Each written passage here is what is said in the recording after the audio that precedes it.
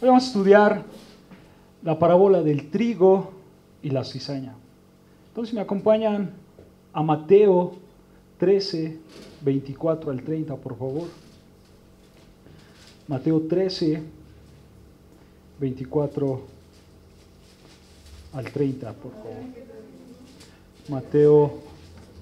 Mateo 13, 24 al 30, acerca de la parábola del trigo y la cizaña. Dice así Mateo 13, 24 al 30. Les refirió otra parábola diciendo: el reino de los cielos es semejante a un hombre que sembró buena semilla en su campo.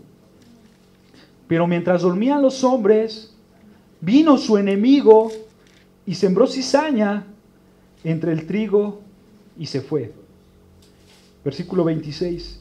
Y cuando salió la hierba y dio fruto, entonces apareció también la cizaña. Vinieron entonces los siervos del padre de la familia y le dijeron: Señor, ¿no sembraste buena semilla en tu campo? ¿De dónde pues tienes cizaña? Él les dijo: un enemigo ha hecho esto. Y los siervos le dijeron: ¿quieres pues que vayamos y la arranquemos? Él les dijo: no sea que al arrancar la cizaña arranquéis también con ella el trigo.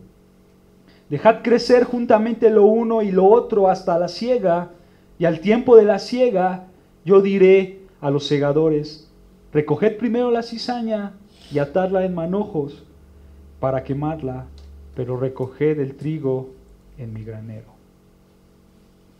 Hermanos, nosotros tenemos el privilegio de que esta interpretación la dio el mismo Señor Jesucristo. ¿Okay?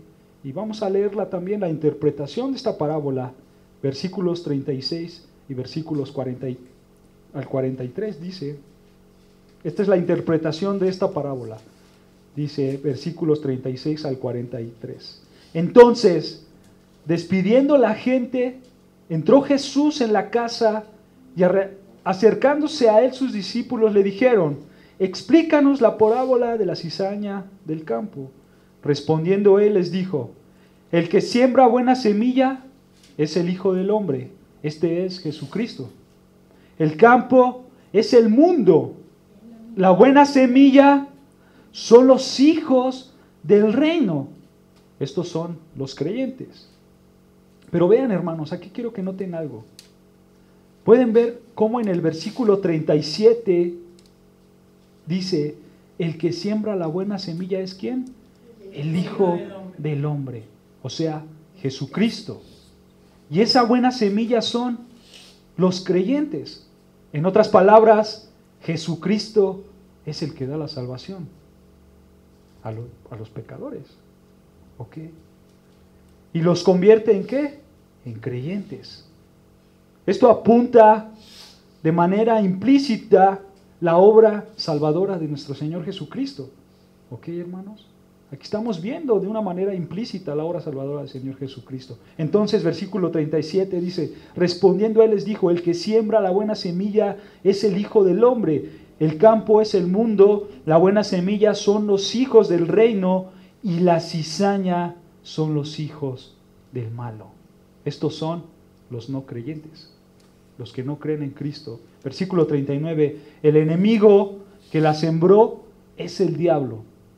La siega es el fin del siglo y los segadores son los ángeles. Versículo 40, de manera que como se arrancó la cizaña y se quema en el fuego, así será el fin de este siglo. Enviará el Hijo del Hombre a sus ángeles y recogerá de su reino a todos los que sirven de tropiezo y a los que hacen iniquidad, y los echarán en el horno de fuego. Allí será el lloro y el crujir de dientes. Entonces los justos resplandecerán como el sol en el reino de su Padre. El que tenga oído para oír, oiga. Esa es la interpretación, hermanos. La da el Señor Jesucristo. A pesar que muchas parábolas como esta son malinterpretadas, desgraciadamente, hermanos, o están mal entendidas.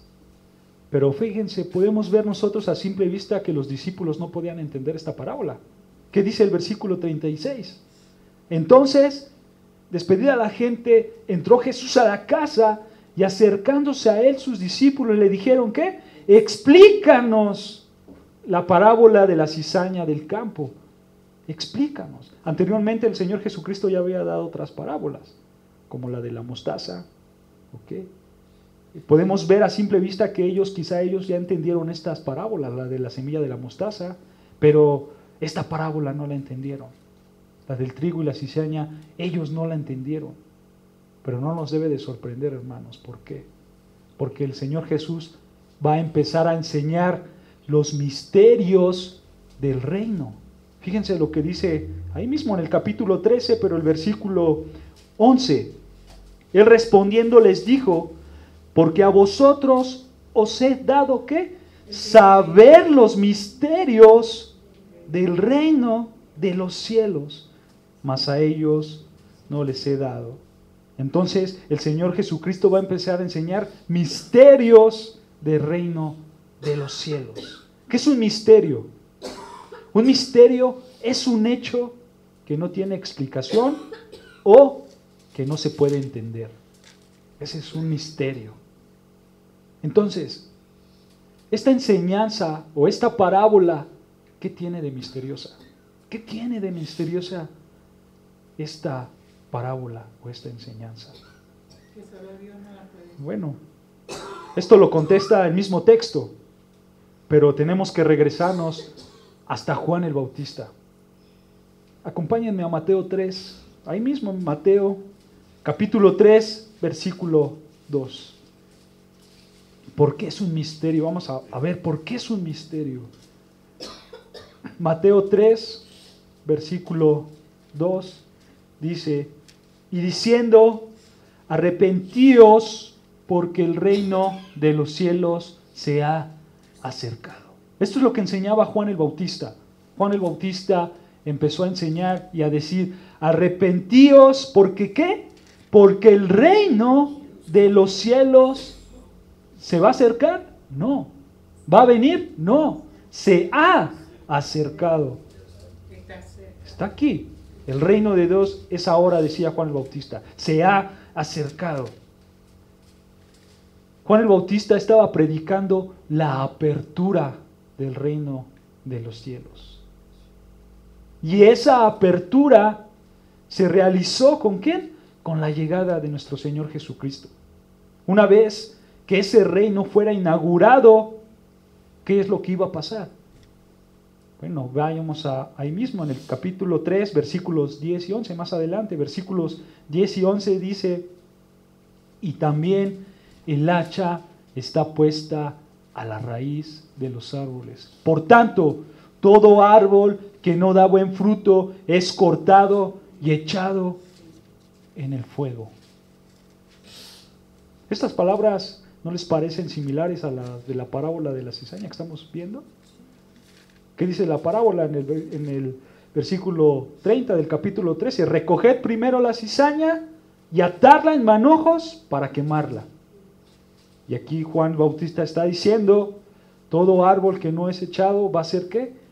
Quemado. Todo árbol que no dé buen fruto va a ser cortado y echado al fuego. Entonces estamos viendo que ese reino iba a ser establecido por Jesús, y una vez que Jesús estuviera aquí, todo árbol que no dé buen fruto va a ser cortado y echado al fuego. Versículo 11 dice, yo a la verdad os bautizo en agua para arrepentimiento, pero el que viene tras mí, cuyo calzado yo no soy digno de llevar, es más poderoso que yo. Él los bautizará en Espíritu Santo y fuego. Aquí quiero hacer un paréntesis rápidamente, hermanos. Cuando nosotros oramos y nos referimos al fuego, muchas veces nosotros ¿qué decimos? Señor, manda tu fuego, ¿no? Llénanos con tu fuego. Refiriéndonos a este pasaje, que Dios bautiza en Espíritu y fuego. Especial en este pasaje. Pero si tú ves el contexto, nosotros podemos ver, hermanos, que estas palabras de fuego no se refieren a un fuego purificador, sino se está refiriendo a un fuego de condenación. Entonces es algo muy diferente. Hay pasajes que hablan de un fuego purificador, sí, pero en este pasaje en específico está hablando de un fuego consumador, un fuego que te va a condenar. Y vean lo que dice el versículo 12. Su aventador está en su mano y limpiará su era y recogerá su trigo en el granero y quemará la paja en fuego que nunca se apagará. Entonces va a haber un bautizo de arrepentimiento y otro bautizo para los que no se han arrepentido. ¿Se dan cuenta? Entonces hay que tener cuidados, hermanos, cuando decimos en el contexto, Señor, manda tu fuego, porque quizás no estés pidiendo una bendición al Señor, sino una condenación al Señor. Tienes que tener cuidado, hermanos. Por eso hay que estudiar el contexto. ¿Ok? Regresando al tema, vemos entonces que la apertura del reino de los cielos iba a ser ¿con quién? Con la llegada del Señor Jesucristo, y una vez que el Señor Jesucristo llegue, iba a condenar a los no arrepentidos. ¿Ok? Eso es lo que estaba predicando Juan el Bautista, la apertura del reino de los cielos. Y el resultado, que tenía que llegar al mundo. Cristo llega, el mundo es condenado, ese es el resultado. Los creyentes tenían una vida en el cielo y los no creyentes iban a tener una vida en el infierno para siempre. Eso es lo que predicaba Juan el Bautista. Pasa el tiempo y encontramos que en esta apertura del reino de los cielos comienza el ministerio de Jesús, porque ahí comienza la apertura, en el ministerio de Jesús. Vayamos a Mateo 12. Mateo 12, versículo 26 y 28. Aquí nosotros vemos que Jesús sana a una persona endemoniada y los fariseos lo acusan diciendo: tú has sanado a esa persona, pero por el poder de Satanás. Ese es el contexto. Entonces llegamos a Mateo 12, versículo 26 y 28, y Jesús les responde, versículo 26, y Satanás echa fuera a Satanás, contra sí mismo está dividido. ¿Cómo pues permanecerá su reino? Otra vez estas palabras del reino, ¿ok? Versículo 27, y si yo echo fuera los demonios por Beelzebú, ¿por quién le echan vuestros hijos? Por tantos, ellos serán vuestros jueces. Pero si yo por el Espíritu de Dios echo fuera los demonios, ciertamente ha llegado a vosotros, ¿qué? El reino de Dios. ¿Se dan cuenta? Decían los fariseos: tú echas los demonios por el poder de Satanás. Y decía Jesús: a ver, si yo echo los demonios por el poder de Satanás, pero si realmente echara yo los demonios por el poder del Espíritu Santo, yo les voy a decir que el reino, ¿qué? Está con vosotros. Ha llegado el reino. Y la pregunta es: Jesús, ¿por el poder de quién echaba los demonios? ¿De Satanás o del Espíritu Santo? Del Espíritu Santo, obviamente. Por ende, ¿qué quiere decir esto? Que el reino de los cielos ha llegado, que el rey está aquí. Amén. Y que ese rey era Jesús. Entonces, hermanos, vemos un aparente problema aquí, entre comillas problema. ¿Por qué? Porque Juan el Bautista está predicando que el reino de los cielos ha llegado y que ese rey era Jesús y que iba a llegar a condenar al mundo. Pero ¿qué crees? No sucedió eso con la llegada del mundo. Los pecadores aún siguen aquí. Las cosas siguen igual aparentemente. Tú ves a los injustos sobre los justos. Tú ves al malo sobre el bueno. ¿Y sabes quién es el más claro ejemplo de esto? Juan el Bautista. ¿Por qué? Porque unos meses después Juan Bautista es encarcelado por Herodes. ¿Por qué? Porque Juan el Bautista le dijo: Herodes, tú estás cometiendo adulterio, porque te estás casando con la esposa de tu hermana. Y eso llevó a que Juan el Bautista fuera a la cárcel. Entonces, Juan el Bautista quizás pasó su mente, ¿qué está pasando aquí? ¿Por qué estoy en la cárcel? Si ya llegó el rey que nos iba a liberar, que iba a condenar a todo aquel que iba en contra de su voluntad, ¿por qué estoy aquí? ¿Por qué los malos siguen teniendo dominio sobre los buenos? Y eso es muy claro. Vayan a Mateo 11, versículo 2, como Juan el Bautista tenía este choque en su mente. Mateo 11, versículo 2 dice, al oír Juan, ¿en dónde? En la cárcel, los hechos de Cristo, le envió a 2 de sus discípulos para preguntarle, ¿eres tú aquel que ha de venir o esperamos a otro? ¿Se dan cuenta? Juan el Bautista estaba diciendo, a ver, yo ya no estoy entendiendo nada, ¿qué está pasando aquí? Ya no entiendo nada. Si tú eras el Mesías, si tú ibas a venir, ¿por qué yo estoy en la cárcel? ¿Qué está pasando? Y ahora, hermano, recuerda que muchos de los discípulos de Jesús, en primera instancia, tuvieron contacto con Juan el Bautista. Juan el Bautista les enseñó. Y les enseñó estas verdades. Entonces, en el contexto, el Señor Jesús interpreta la parábola del trigo y la cizaña. ¿Por qué? Porque estos hombres también necesitaban una explicación. Y era la misma explicación que Juan Bautista tenía. ¿Qué está pasando? ¿Por qué hay tanta maldad? Si se supone que tú eres el rey, si se supone que tú ibas a venir a condenar al mundo, ¿qué está pasando? Ellos necesitaban una explicación. Por eso no podían entender la parábola, por eso le dijeron, Señor, explícanos la parábola de la cizaña y el trigo. Pero sabes, hermano, nosotros también necesitamos una explicación. Porque nuestra naturaleza pecadora nos hace pensar este tipo de preguntas. Dios, si yo soy cristiano, ¿por qué no me bendices? Dios, si yo soy cristiano, ¿por qué bendices más al que roba en mi trabajo que a mí? ¿No es cierto? Hacemos eso. Hacemos eso. De la misma manera nosotros cuestionamos a Dios. Nosotros cada día tenemos en mente los misterios del reino. Y hacen un choque. ¡Pah! ¿Qué está pasando, Señor? Si tú eres el Dios Todopoderoso, ¿por qué estoy aquí en esta situación? Entonces, esto nos lleva a hacer una pregunta. ¿Se equivocó Juan el Bautista en sus enseñanzas? No se equivocó. ¿Por qué? Jesús explica a sus discípulos, no solo en esta parábola, hermanos, sino también en las anteriores parábolas que Jesús ya había enseñado, les explica y les dice, hay 2 etapas, una etapa de siembra y otra etapa de siega. Y que esta etapa no iba a suceder inmediatamente, o sea, la siembra y la siega no estaba después una de la otra, no. Es como mirar, por ejemplo, de este lado está el Popocatépetl. Si tú miras de aquí hacia allá, el volcán se ve muy cerca, ¿cierto? Pero ¿qué pasa si tú lo ves desde arriba? Hay una distancia muy enorme, muy grande de aquí hasta el volcán.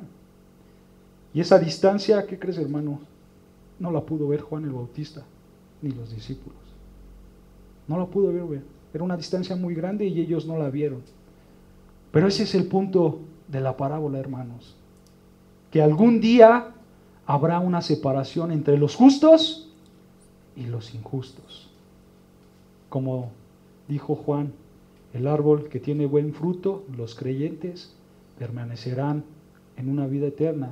Y el árbol que no tenga buen fruto, o sea, los no creyentes, serán cortados y echados al infierno. Al infierno. Esto sucederá en el tiempo de ¿qué? De la siega, cuando el Señor venga con poder y autoridad. Esta brecha grande no la pudo ver Juan el Bautista. Por eso, ¿tú eres el Cristo? Ve a decirle a ver si eres el Cristo o esperamos a otro. Los discípulos estaban en las mismas condiciones. Explícanos porque ya no estamos entendiendo nada. Y vean, Mateo 13. Una vez que entendemos el contexto, una vez que entendemos por qué, explícanos. Vean lo que decía el Señor Jesucristo. Mateo 13, versículo 40 al 43. Mateo 13, 40 al 43. De manera que como se arranca la cizaña y se quema en el fuego, ¿qué? Así será en el fin de este siglo. Esto está apuntando al trono blanco, hermanos. Esto del trono blanco lo vamos a entender un poco más si me acompañas a Apocalipsis 20. Apocalipsis 20, sin perder, no pierdan su texto, Apocalipsis 20, versículos 11 al 15.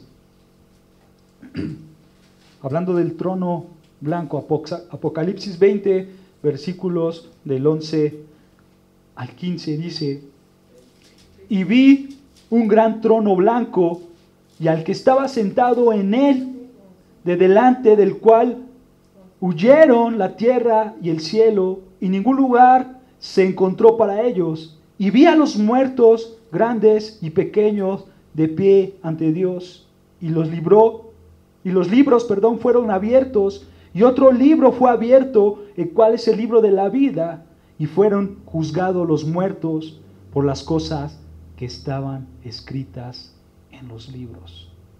Hay algo escrito, hermano, de todo lo que estamos haciendo, Y continúa el texto. ¿Según qué? Sus obras. Y el mar entregó los muertos que habían en él, y la muerte y el Hades entregaron los muertos que habían en ellos, y fueron juzgados cada uno según qué? Sus obras. Y la muerte y el Hades fueron lanzados al lago de fuego. Esta es la muerte segunda. Y el que no se halló inscrito en el libro de la vida fue lanzado al lago de fuego. ¿Se dan cuenta? Dios te va a juzgar. Si tu nombre está en el libro de la vida, serás salvo. Si no, serás lanzado al infierno. Dice Mateo 13, 40, 43, regresando a nuestro versículo: de manera que como se arranca la cizaña y se quema en el fuego, así será en el fin de este siglo. En el fin de este siglo vas a ser juzgado por el Dios Todopoderoso. Hay una realidad aquí, hermanos, y la realidad es que Cristo va a venir. Quieras o no quieras, te guste o no te guste, estés de acuerdo o no estés de acuerdo, Cristo va a venir, y los malos serán castigados y los justos serán benditos por los siglos de los siglos. Amén. Fíjense lo que dice Primera de Juan 3:2. Primera de Juan 3:2. Primer carta de Juan, capítulo 3, versículos 2, dice: amados, ahora somos hijos de Dios, y aún no se ha manifestado lo que hemos de ser, pero sabemos que cuando Él se manifieste, seremos semejantes a Él, porque le veremos tal como Él es. ¿Se dan cuenta, hermanos? Aún no sabemos nosotros lo que está pasando aquí, pero sabemos que algún día seremos semejantes a Él, porque le veremos tal como Él es. ¿Ok?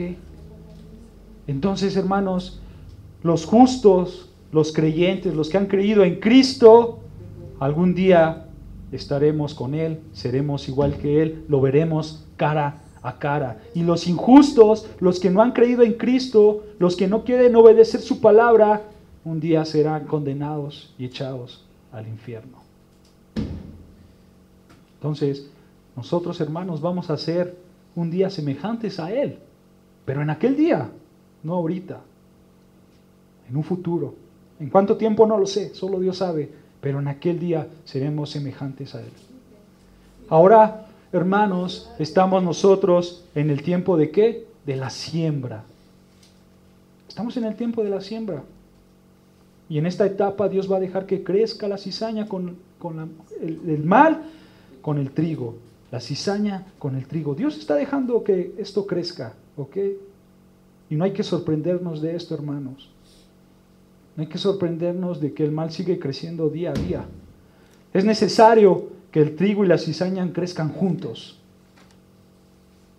Así Dios lo ha determinado y es necesario. ¿Hasta cuándo? Hasta el día de la siega. Hasta ese día serán separados para siempre. Eso es lo que enseña esta parábola. ¿Okay? Que algún día habrá una separación de los buenos y de los malos. Entonces, hermanos, el misterio no es que el bien y el mal estén juntos. Ese no es el misterio. No. El misterio es esta distancia que hay de aquí al volcán, que ni los profetas ni Juan el Bautista pudieron ver. Ese es el misterio. Que el mal está aquí, a pesar de que el reino de Dios está aquí. Ese era el misterio. Ese era el misterio. El reino de Dios fue aperturado, pero el mal aún sigue en este mundo. Por eso los discípulos pidieron una explicación al Señor. No podía entender. ¿Okay? Ellos decían, va a haber un tiempo donde el Señor venga con poder y donde venga con gloria, pero no lo podemos ver. Y el Señor Jesús les decía, espera, este es el tiempo de la siembra. Después va a venir el tiempo de la siega y es ahí donde voy a venir con poder, con gloria, por los buenos y los malos. Claro, va a haber una separación. Eso es lo que enseña esta parábola de la cizaña y el trigo, que hay una separación. Esto nos lleva a una pregunta, hermanos. ¿Quiénes son los malos en esta parábola? Según la parábola, la cizaña. ¿Y quién sembró la cizaña? El diablo. Dice Mateo 13, 38 y 39, versículos 38 y 39, y la cizaña ya casi al final, y la cizaña son los hijos del malo. Versículo 39, el enemigo que la sembró, ¿quién es? Es el diablo. Para entender un poco esto, hermanos, en aquel tiempo, si tú tenías un campo de trigo y tenías un enemigo, lo que iba a hacer este enemigo era colocar la cizaña en tu campo. Es lo que se hacía en estos tiempos, por eso Cristo quiso enseñar con un campo, porque es lo que se hacía. Si tú tenías un enemigo, ese enemigo iba a sembrar cizaña en tu campo. Pero ¿cuál era el problema? El problema es que no te dabas cuenta de esto. No te dabas cuenta. ¿Por qué? Porque son muy parecidas la cizaña y el trigo, muy parecidas. Entonces ellos crecían y cuando crecías, sorpresa, tu trigo ya tenía cizaña. Exactamente. Por eso Jesús dice, y las cizañas son los hijos del malo, el enemigo que las sembró es el diablo, diciendo, hay un enemigo y este enemigo quiso hacer algo en contra de mí. Entonces la idea en esta parábola es que Satanás coloca en el mundo a incrédulos con apariencia de creyentes, entre comillas, para engañar a la iglesia de Cristo. Esa es la idea en esta parábola. ¿Ok? Un claro ejemplo, ¿quién es? Judas. Judas es un claro ejemplo. Vamos a Mateo 26. Mateo 26, versículo 20 al 22. Dice Mateo 26, versículo 20 al 22, cuando llegó la noche, se sentó a la mesa con los 12, y mientras comían dijo, de cierto os digo que uno de vosotros me va a entregar. Versículo 22, y entristecidos en gran manera, comenzó cada uno de ellos a decirle, ¿soy yo, Señor? ¿Se dan cuenta? Esta pregunta es muy relevante, hermanos. Ninguno dijo, es Judas. ¿Te puedes dar cuenta? Ninguno dijo, Señor, yo creo que es Judas porque está reflejando algo que no es bueno. No, nadie sabía. ¿Por qué? Porque Judas se veía y actuaba como un verdadero creyente. Ellos ¿Soy yo, Señor?, preguntaban. Vamos más atrás, hermanos, para ver esto. Mateo 10. Mateo 10, versículo 1 al 4. Mateo 10.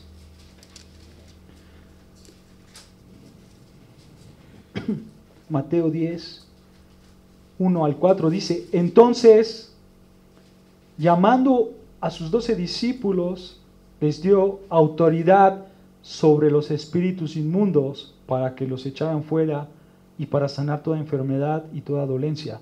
Los nombres de los 12 apóstoles son: primero Simón, llamado Pedro, y Andrés su hermano, Jacobo hijo de Zebedeo, y Juan su hermano, Felipe, Bartolomé, Tomás, Mateo el publicano, Jacobo hijo de Alfeo, Lebeo, por sobrenombre Tadeo, Simón el cananista, ¿y qué? Y Judas Iscariote, el que también le entregó. Judas era tan parecido que de la misma manera que los demás podían echar fuera demonios, podían sanar. Versículo 7, ¿qué dice? Y yendo predicando diciendo: el reino de los cielos se ha acercado. Podía predicar el evangelio. ¿Se dan cuenta? Versículo 8, sanar enfermedades, limpiar leprosos, resucitar muertos, echar fuera demonios. De gracia recibiste, dad gracia de eso. Entonces, todo esto lo hacía Judas. ¿Se dan cuenta? Judas era parecido a los demás. Tú puedes decir: él perdió la salvación. Pero sabes, eso no es cierto, porque Judas nunca tuvo la salvación. Judas nunca fue salvo. Y lo dice Juan. Vayamos a Juan 13. Juan 13, 21 al 26. Juan 13, 21 al 26. Juan 13, 21 al 26 dice: habiendo dicho Jesús esto, se conmovió en espíritu y declaró y dijo: de cierto os digo que uno de vosotros me va a entregar. Entonces los discípulos se miraban unos a otros, dudando de quién hablaba. Uno de sus discípulos, al cual Jesús amaba, este es Juan, estaba recostado sobre el lado de Jesús. Versículo 24. A este, pues, hizo señas Simón Pedro para preguntarse quién era aquel quien hablaba. Versículo 25. Él entonces, recostado cerca del pecho de Jesús, le dijo: Señor, ¿quién es? Otra vez, hermanos, ellos no tenían ni idea. ¿Ok? Y fíjense, aquí están relatando a dos personas, que es Pedro y que es Juan. Estas dos personas son muy allegadas a Cristo, ¿no? Se puede decir que eran muy íntimas, especialmente Juan, se le acuesta en era muy íntimo, tenía una relación muy íntima con Jesús. Pero ¿sabes? Ni Pedro ni Juan tenían ni idea de esto. Ellos no sabían. Juan y Pedro, hermanos, de la misma manera fueron al monte de transfiguración con Jesús. Esto indica que hay una relación, ¿ok? Pero no sabían quién era. Le decían: pregúntale a Jesús a ver quién es el que iba a traicionar. Fíjense, versículo 26. Respondiendo Jesús: a quien yo diere el pan mojado, aquel es. Y mojando el pan, lo dio a Judas Iscariote, hijo de Simón. Versículo 27. Y después del bocado, Satanás entró en él. Esto, hermano, no quiere decir que los cristianos pueden ser poseídos por demonios, no, porque Judas nunca tuvo la salvación de Dios, ¿ok? Entonces esto no quiere decir que un cristiano puede ser poseído, no. Satanás entró en él porque él no tenía el Espíritu de Dios, ¿ok? Ve lo que continúa, versículo 27, y después del bocado Satanás entró en él. Entonces Jesús le dijo: lo que vas a hacer, hazlo más pronto. Pero ninguno de los que estaban a la mesa entendió porque le dijo esto. Ninguno entendió en la mesa, sino ¿quién entendió? Judas. ¿Y qué es lo que pasó? Que Judas fue y vendió a Jesús, ¿no? Versículo 29. Porque algunos pensaban, puesto que Judas tenía la bolsa, Judas recaudaba el dinero, acuérdense, era el tesorero. porque algunos pensaban, puesto que Judas tenía la bolsa, que Jesús le decía, compra lo que necesitamos para la fiesta, o que diese algo a los pobres. Versículo 30, cuando él pues hubo tomado el bocado, luego salió y era ya de noche. Y eso es lo que sigue, es lo que Judas vende a Jesús. Y ahora acompáñame a Juan, que esto es importante. Juan 17:2. Que aquí es donde vemos que Judas no tenía la salvación. Ya entendemos un poco el contexto. Juan 17:12. 12. Juan capítulo 17, versículo 12. El Evangelio de Juan 17:12 dice, es una oración que Jesús hace. Cuando estaba con ellos en el mundo, ¿qué dice? Yo los guardaba en tu nombre. O sea, refiriéndose a los 12. A los que me diste, o sea, a los 11, yo los guardé. Y aquí está la soberanía de Dios, hermanos, como los creyentes son guardados por Dios, como el Padre hace que sean guardados a través del Hijo. Aquí vemos la soberanía de Dios. ¿Ok? Entonces dice el Señor Jesús, los que guardaba en tu nombre, a los que me diste, yo los guardé, y ninguno de ellos se perdió. ¿Sino quién? Sino el hijo de perdición, para que las escrituras se cumpliesen. Y este hijo de perdición era Judas. Yo quiero que entiendas esto, hermanos. Cuando dice Jesús, yo los guardaba en tu nombre, ahí se está refiriendo a los 12. Y cuando dice, a los que me diste, yo los guardé, ahí se está refiriendo a los 11 nada más. ¿Por qué? Porque a Judas no era salvo, porque era el hijo de perdición, para que se cumpliesen las escrituras. Entonces, en Mateo 13, como es difícil de distinguir la cizaña y del trigo, así es imposible identificar a los incrédulos de los creyentes. ¿Hasta cuándo? Hasta la siega. Hasta la siega. Entonces, hermanos, no solo debemos parecer cristianos, sino que tenemos que ser cristianos. Tenemos que ser cristianos. Este pasaje no lo busquen, es muy conocido por todos, Mateo 7:21, si quieren apúntenlo nada más. Muy conocido, dice Mateo 7:21, no todo el que me dice Señor, Señor. Yo quiero que notes algo aquí. Cuando dicen Señor, Señor, están reconociendo una deidad. ¿Ok? Alguien grande, externamente. No todo el que dice Señor, Señor, entrará en el reino de los cielos, sino el que hace la voluntad de mi Padre que está en los cielos. Entonces, el que realmente se somete al Padre por la obra que Dios ha hecho en su corazón, él entrará al reino de los cielos. Amén. Y es un verdadero creyente. Versículo 22 dice, muchos me dirán en aquel día, Señor, Señor, otra vez, ¿no profetizamos en tu nombre? O sea, estos predicaron. Y en tu nombre echamos fuera demonios y en tu nombre hicimos muchos milagros. Y dice el Señor, entonces les declararé, nunca os conocí, apartaos de mí, hacedores de maldad. ¿Se dan cuenta? Hay muchos creyentes, muchos que dicen ser cristianos, pero no viven una vida cristiana. Hay muchos que dicen, Señor, ¿no profeticé? ¿No prediqué en tu nombre? ¿No eché fuera demonios en tu nombre? ¿No hice milagros en tu nombre? Y el Señor les va a decir, no te conozco, apártate de mí, hacedor de maldad. Y sabes, hermano, en el infierno habrá personas que prediquen, que echen fuera demonios, que hagan milagros. En el infierno va a haber muchas de estas personas. Y en el día de la siega serán echados al infierno, porque eran como Judas, externamente parecidos a un creyente, pero internamente no eran un creyente. Claro, hermanos, el Señor conoce sus corazones, el Señor conoce nuestros corazones. Dios sabe realmente quiénes somos. ¿Ok? Conoce cada uno de tu corazón.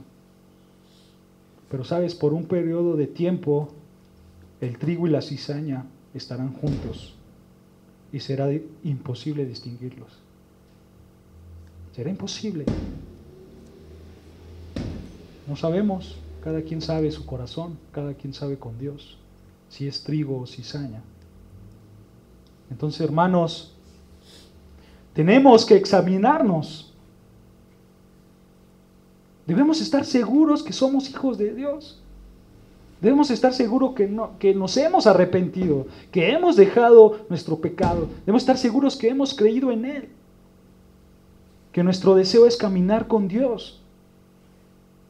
No solo para parecer cristianos, sino para ser un verdadero creyente. Para serlo, no para parecer. ¿Ok? Esto, hermanos, no quiere decir que nos vamos a volver detectives cristianos y vamos a empezar a investigar las vidas de cada quien, a ver quién es cizaña y quién es trigo. No. Eso es malo. Claro que no vamos a hacer eso. Simplemente porque no es tu responsabilidad. ¿Ok? No es tu responsabilidad. Si tú ves que alguien se dice ser cristiano, pues qué bien, gracias a Dios. Solo queda esperar que haga la buena voluntad de Dios. ¿Ok? Pero ¿cuál es tu responsabilidad? Tu responsabilidad es asegurarte que no seas cizaña. Esa es tu responsabilidad. Y amar al prójimo, servirle. Desgraciadamente, cada vez que un hermano lucha con un pecado y cae en un pecado, ¿cuál es el comentario que hacemos?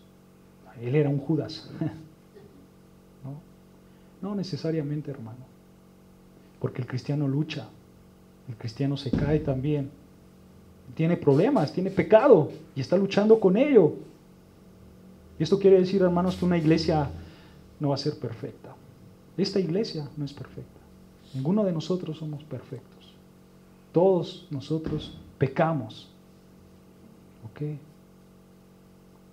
Que perseveramos para ya no pecar más, esforzarnos, que es lo correcto.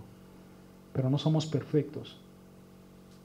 Tampoco nosotros debemos decir, bueno, como no hay iglesia perfecta, entonces voy a hacer lo que quiera. No, esa no es la idea.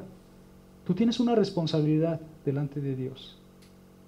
Y quiero que tomes este ejemplo de Pablo. Acompáñame a Filipenses 2. Filipenses 3, perdón. Filipenses capítulo 3, versículo 12.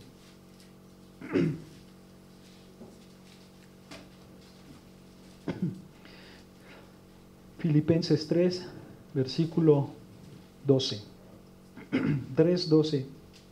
Dice Filipenses 3:12, no que lo haya alcanzado ya, ni que ya sea perfecto, hablando espiritualmente, ¿ok?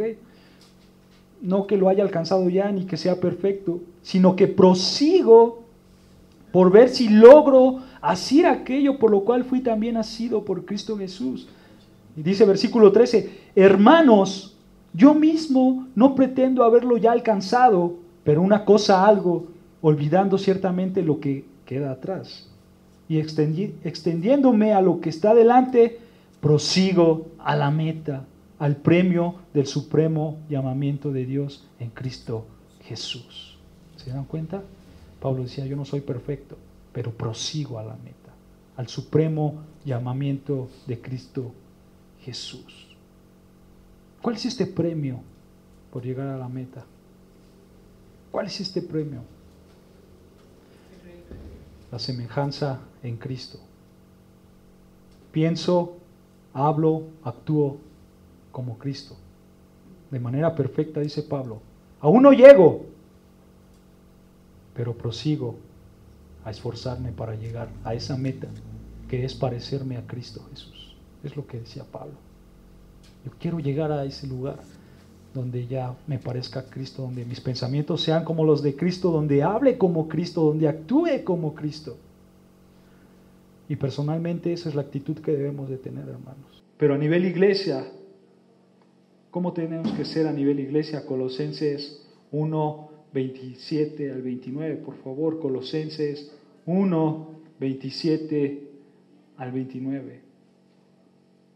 Colosenses 1, 27 al 29 dice: a quienes Dios quiso dar a conocer las riquezas de la gloria de este misterio entre los gentiles, que es Cristo en vosotros, la esperanza de gloria. A quien anunciamos, a Jesús, a quien anunciamos, amonestando a todo hombre y enseñando a todo hombre en toda sabiduría, a fin de presentar perfecto en Cristo Jesús a todo hombre. Por lo cual también trabajo, luchando según la potencia de Él, la cual actúa poderosamente en mí. Ahí está. Pablo sabía que no iba a alcanzar esa perfección espiritualmente, pero seguía esforzando. Él veía un bien propio, pero también veía el bien de la iglesia. Si tú lees, hermano, todas las cartas de Pablo, te das cuenta que su iglesia realmente no era perfecta. No era una iglesia santa. Eran complicadas, especialmente la iglesia de Corintios. Eran iglesias que sufría Pablo con ellas. Realmente sufría. Y él seguía compartiendo el evangelio por amor a sus hermanos. Y este es un gran ejemplo. No es fácil, pero es un gran ejemplo que nosotros tenemos que seguir. Entonces, hermanos, debemos esforzarnos para hacer trigo y no cizaña. Ya para concluir, vayamos a Mateo 13:41. Mateo 13:41. Enviaré al Hijo del Hombre a sus ángeles y recogerán de su reino a todos los que sirven de tropiezo y a los que hacen iniquidad. Y los echarán en el horno de fuego, allí será el lloro y el crujir de dientes. Esto representa la agonía intensa, el sufrimiento tan grande que tendremos si es que vamos al infierno, si no llevas una vida conforme Dios quiere que la llevemos. Dice, allí será el lloro y el crujir de dientes. Si no eres cristiano, si no eres un creyente verdadero, esto te espera a ti. Una agonía intensa. Y en contraste a esto, versículo 43, entonces los justos resplandecerán como el sol en el reino de su Padre. Los justos resplandecerán. Este verso apunta que reflejamos la gloria de Dios en el reino de los cielos y estaremos con Él por los siglos de los siglos. Y eso es si eres un verdadero creyente, si eres trigo en lugar de cizaña. Y nuestro Señor Jesucristo acaba con estas palabras diciendo: el que tiene oídos para oír, oiga. La idea principal es: pon atención, examínate si eres trigo o cizaña. ¿Dónde vas a pasar la eternidad? ¿En el gozo del Señor con tu Padre o en el lloro y crujir de dientes en el infierno? Así concluye nuestro Señor Jesucristo.